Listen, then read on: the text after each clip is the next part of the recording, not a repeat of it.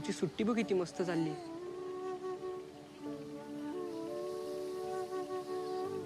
किसन्या, त्या बघ त्या वड्या कशा एकमेकीला पकडून पाण्यात उभ्या आहेत. एखाद्या वडीचा वल्ला सुटला ना तरी बाकीच्या वड्या तिचा वल्ला होतात आणि मग ती होडी जरी भरकाटली तरी आपली दिशा नाही चुकत कधी.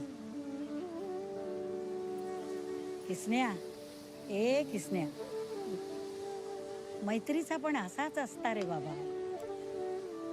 एकमेकाला पकडून ना मैत्री जास्त घट्ट होत जाते.